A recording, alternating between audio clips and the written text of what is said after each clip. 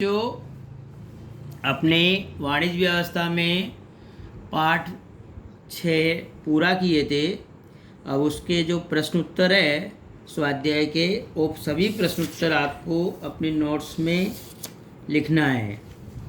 आज अपने पाठ 7वां सार्वजनिक क्षेत्र की इकाइयाँ, निजी क्षेत्र की इकाइयाँ और वैश्विक साहस, public sector, private sector and global enterprise के विषय में अपने अभ्यास करेंगे। देखो बच्चों, अभी तक अपने ने व्यावसायिक संस्थाओं के वर्गीकरण को 4 भागों में विभाजित किया था।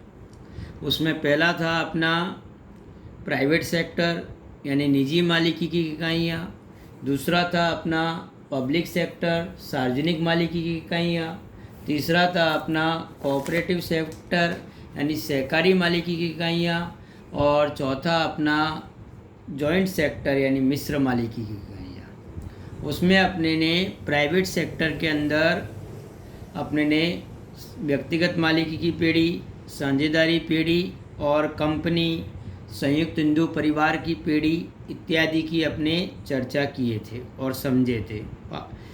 पाठ 5 और 6 में इनको अपने पूर्ण किए थे। आज अपने पाठ 7 में सार्वजनिक क्षेत्र, निजी क्षेत्र और वैश्विक साहस के विषय में अभ्यास करेंगे। देखो बच्चों, स्वतंत्रता के बाद अपने देश ने मिश्र अर्थतंत्र को स्वीकार किया, जॉइंट सेक्टर को स्वीकार किया, जिसके कारण अपने अर्थतंत्र में सार्वजनिक क्षेत्र और निजी क्षेत्र दोनों का समन्वय दिखाई दिया, दोनों का मिश्रण दिखाई दिया। निजी साहस में व्यवसाय की मालिकी एक ही व्यक्ति की या एक से अधिक व्यक्ति की हो सकती थी। जैसे व्यक्तिगत मालिकी की पीढ़ी में एक ही व्यक्ति की मालिकी होती है और साझेदारी पीढ़ी में एक से अधिक व्यक्तियों की मालिकी की होती है। व्यावसायिक व्यवस्था के विविध स्वरूप जैसे कि व्यक्तिगत मालिकी, साझेदारी, सहकारी समिति, संयुक्त हिस्सा वाली कंपनी का अस्तित्व देखने को मिलता है। इन सब इकाइयों की मालिकी, संचालन और अंकुश यदि सरकार के अधिगत हो, सरकार के अधीन हो, हस्तगत हो, तो ऐसी इकाइयों को हम पब्लिक सेक्टर या सार्वजनिक क्षेत्र की इकाइयों के नाम से जानते हैं। अपने ने इससे पहले प्राइवेट सेक्टर और कोऑपरेटिव सेक्टर दोनों सेक्टरों को समझा था। मतलब प्राइवेट सेक्टर यानी निजी मालिकी और कोऑपरेटिव सेक्टर यानी सहकारी मालिकी। इस चैप्टर में अपने पब्लिक सेक्टर के विषय में अभ्यास करेंगे कि जिनकी मालिकी, संचालन और अंकुश सरकार के हस्तगत हो, तो ऐसी इकाइयों को हम सार्वजनिक क्षेत्र की इकाइयों के नाम से जानते हैं। ऐसी इकाइयों की मालिकी अंशतः केंद्र सरकार की, राज्य सरकार की, एक से अधिक राज्य सरकार की, केंद्र और राज्य सरकार की मालिकी की हो सकती है। ये किसी सरकारी विभाग या उनका एक भाग भी हो सकता है। मतलब सरकारी डिपार्टमेंट हो सकता है और उसका एक भाग भी हो सकता है, कारण कि सरकार द्वारा विशेष कानून को लागू करके, परिपालित करके इन इकाइयों की स्थापना की जाती है। ये किसी सरकारी विभाग या उनका एक भाग ही है, ऐसा बोलो तो भी चल सकता है बच्चों। सरकार ऐसी सार्वजनिक क्षेत्र की इकाइयों द्वारा आर्थिक प्रवृत्तियों में हिस्सेदार बनती है। मतलब उनकी जो आर्थिक प्रवृत्तियां हैं उनमें हिस्सेदार बनती है। 1956 की औद्योगिक नीति में सार्वजनिक क्षेत्र की कई उद्देश्य निश्चित किए गए और उनके द्वारा औद्योगिकरण और विकास को गति प्रदान की गई। सार्वजनिक साहसों को विशेष महत्व दिया गया, लेकिन इसके साथ साथ निजी क्षेत्र और सार्वजनिक क्षेत्र एक दूसरे पर आधारित है, ऐसा स्वीकार किया गया। परंतु 1991 की औद्योगिक नीति में पहले की औद्योगिक नीतियों की अपेक्षा खूब परिवर्तन या बदलाव देखने को मिला। सार्वजनिक क्षेत्र में सरकार ने अपनी पूंजी निजी साहसों को उनकी आवश्यकताओं के अनुसार विक्रय करने की शुरुआत करके निजी साहसों को अधिक स्वायत्तता प्रदान की, मतलब स्वतंत्रता प्रदान की।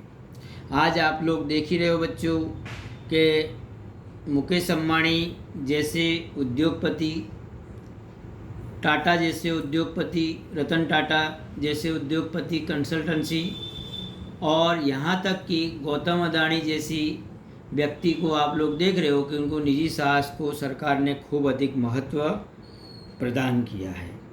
सार्वजनिक क्षेत्र अर्थात कि देखा जाए कि जिन इकाइयों की मालिकी, संचालन और अंकुश सरकार के अधीन हो, तो ऐसी इकाइयों को हम सार्वजनिक क्षेत्र की इकाइयों के नाम से जानते हैं बच्चों। कि जिन इकाइयों की मालिकी, संचालन और अंकुश तीनों सरकार के हस्तगत हो, तो ऐसी इकाइयों को हम सार्वजनिक क्षेत्र की इकाइयों के नाम से जानते हैं बच्चों। अब इसके कुछ लक्षण हैं बच्चों।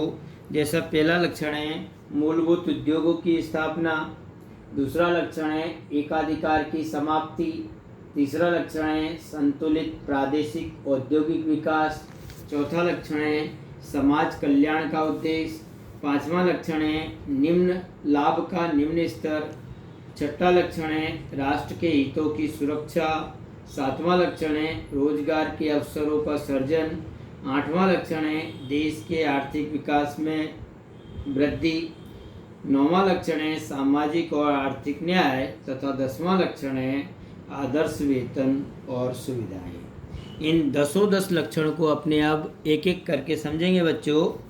पहला लक्षण है मूलभूत उद्योगों की स्थापना। देखो बच्चों, सार्वजनिक साहसों को चालू करने का उद्देश्य औद्योगिकरण में तेजी लाने के साथ साथ आधारभूत सुविधाओं को प्रदान करने का भी होता है।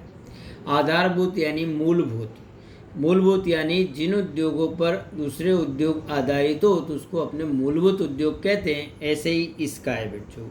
इसके लिए बहुत बड़े पैमाने पर पूंजी विनियोग करना पड़ता है, निवेश करना पड़ता है। स्वतंत्रता के बाद बहुत ही बड़े पैमाने पर निवेश करना निजी उद्योगों के लिए मुश्किल था। मतलब निजी उद्योग स्वतंत्रता के बाद इतनी पूंजी विनियोग नहीं कर सकते थे। मूलभूत उद्योगों में बहुत ही बड़े पैमाने पर निवेश करना जरूरी था, आवश्यक था। इसलिए उनमें से मिलने वाला प्रतिफल प्रारंभिक वर्षों में तो, शुरुआत के वर्षों में तो बहुत कम होता था, मतलब लाभ कम होता था। इसके लिए निजी उद्योग आधारभूत उद्योगों को स्थापित करने में रुचि कम लेते थे। इसलिए सरकार को ऐसे उद्योगों में पूंजी विनियोग करके औद्योगिक विकास में तेजी लाई थी, अर्थात कि सार्वजनिक क्षेत्र की इकाइयों में मूलभूत उद्योगों की स्थापना की गई। दूसरा लक्षण है बच्चों एकाधिकार की समाप्ति। देखो बच्चों, निजी क्षेत्र का एक ही उद्देश्य था कि अधिक से अधिक लाभ कमाना, परंतु सार्वजनिक क्षेत्र का यह उद्देश्य नहीं है, सेवा करने का उद्देश्य। औद्योगिक इकाई की मालिकी जब सरकार की होती है तब निजी क्षेत्रों की इकाइयों का एकाधिकार समाप्त होता है। मतलब ये एक प्रकार का इन इकाइयों का लक्षण है कि एकाधिकार को समाप्त करना और अधिक से अधिक औद्योगिक इकाइयों की स्थापना करना। तीसरा लक्षण है संतुलित प्रादेशिक औद्योगिक विकास। अब देखो बच्चों, संतुलित यानी समान औद्योगिक विकास। निजी क्षेत्र के निवेशक पिछड़े विस्तारों में पूंजी विनियोग करने के लिए आकर्षित नहीं होते थे, परंतु हमारी सरकार पूंजी निवेश करके संतुलित प्रादेशिक औद्योगिक विकास कर सकती है। जहां आप लोग भी जानते हो कि बच्चों राउरकेला, भिलाई, बोकारो जैसे क्षेत्रों में, पिछड़े विस्तारों में सरकार ने आजकल लोहा के कारखानों में पूंजी विनियोग करके औद्योगिक संतुलित प्रादेशिक औद्योगिक विकास किया। ऐसे क्षेत्रों में निजी क्षेत्र जाने को तैयार नहीं होते थे, परंतु हमारी सरकार ऐसे क्षेत्रों में पूंजी विनियोग करके संतुलित प्रादेशिक विकास करती है। ये इसका तीसरा लक्षण था सार्वजनिक क्षेत्र का बच्चों। चौथा लक्षण है समाज कल्याण का उद्देश्य। देखो बच्चों, सार्वजनिक क्षेत्र का उद्देश्य समाज का कल्याण करने का भी है, क्योंकि निजी क्षेत्र का उद्देश्य सिर्फ अधिक से अधिक लाभ को प्राप्त करना। जबकि सार्वजनिक क्षेत्र का उद्देश्य लाभ के साथ साथ समाज कल्याण का उद्देश्य भी होता है। समाज में सुविधाएं बढ़े, समाज के लोगों को रोजगारी मिले इत्यादि। समाज के सभी वर्गों को किसी भी प्रकार का जातिगत भेदभाव के बिना सार्वजनिक इकाइयां सेवाएं प्रदान करती है।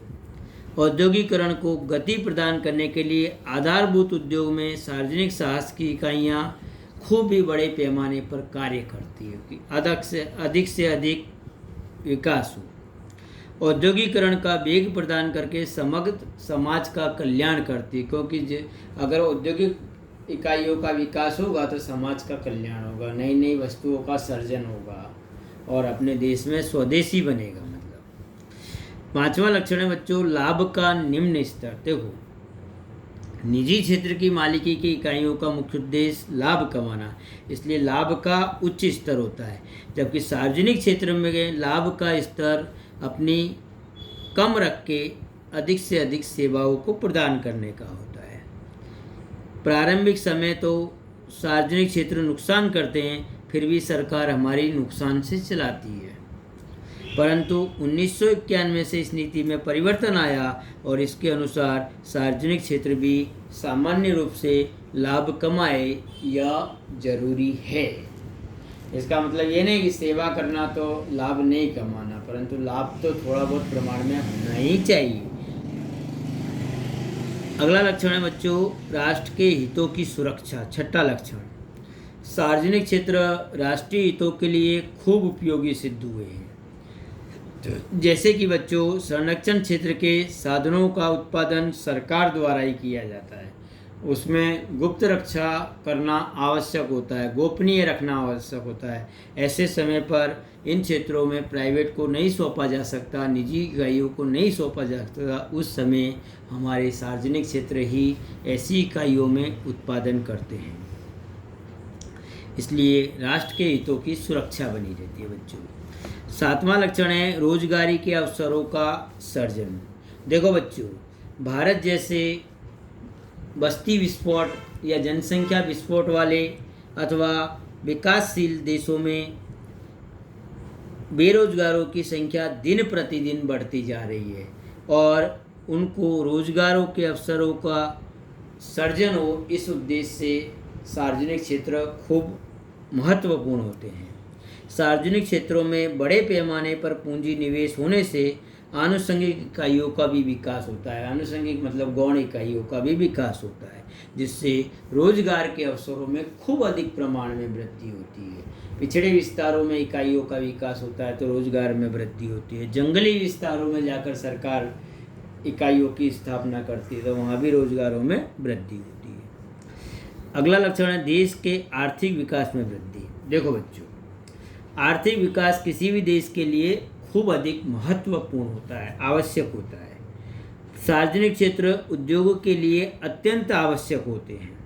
सार्वजनिक क्षेत्र उद्योगों के लिए आवश्यक आधारभूत सुविधाओं का सर्जन करते हैं बच्चों, जिसके कारण नई नई औद्योगिक इकाइयाँ अस्तित्व में आती है और इस तरह आर्थिक विकास में सतत वृद्धि होती रहती है। आर्थिक विकास में वृद्धि होने का एक कारण सार्वजनिक क्षेत्र भी है बच्चों।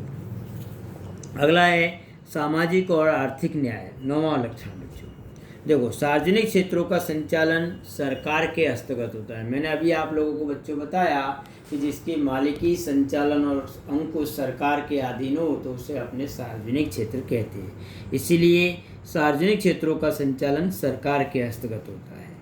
समाज के कमजोर वर्गों को बिना मूल्य पर उचित सेवाएं देना, नौकरी की सुरक्षा देना, नौकरी की शर्तें, श्रम कानूनों का संपूर्ण पालन, महिलाओं को अग्रिम स्थान जैसी बातों में सकारात्मक अभिगम देखने को सार्वजनिक क्षेत्रों के कारण मिला है। इस तरह सार्वजनिक क्षेत्र खूब अधिक अच्छी तरह सामाजिक न्याय दे सकते हैं। इसीलिए कहा जाता है कि आर्थिक सामाजिक न्याय हमारे सार्वजनिक क्षेत्र का ही योगदान है। और 10वां लास्ट लक्षण है बच्चों आदर्श वेतन और सुविधाएं। देखो बच्चों, सार्वजनिक क्षेत्र सरकारी मालिकी के होने से, सरकार के साथ संकलित होने से कर्मचारियों को उच्च वेतन स्तर प्राप्त हो सकता है। कर्मचारियों को निजी क्षेत्रों की अपेक्षा खूब अधिक अच्छी सुविधाएं प्रदान होती है। आप भी आज जानते हो कि प्राइवेट सेक्टर में जॉब करो और सरकारी क्षेत्र में जॉब करो तो किसमें आपको ज़्यादा सुविधाएं प्राप्त होती है, ऐसा दिखाई देता है। इस प्रकार सरकार आदर्श मालिक बनने के लिए हमेशा प्रयत्नशील रहती है कि मैं आगे आदर्श कहा जाए, ऐसा सरकार कार्य करती है। अर्थात कि कर्मचारियों को आदर्श वेतन और अदर अलाउंस यानी आर्थिक सुविधाएं और भत्ताएं देती रहती है। देखो बच्चों, आज अपने सार्वजनिक क्षेत्र किसे कहते हैं और उसके लक्षणों की चर्चा की थी। आप भी अपने नोट में पाठ 7 नंबर सार्वजनिक क्षेत्र, निजी क्षेत्र और वैश्विक साहस, ऐसा उसमें एक प्रश्न लिखना कि सार्वजनिक क्षेत्र का अर्थ बताकर उसके लक्षणों की चर्चा कीजिए। चलो बच्चों, धन्यवाद।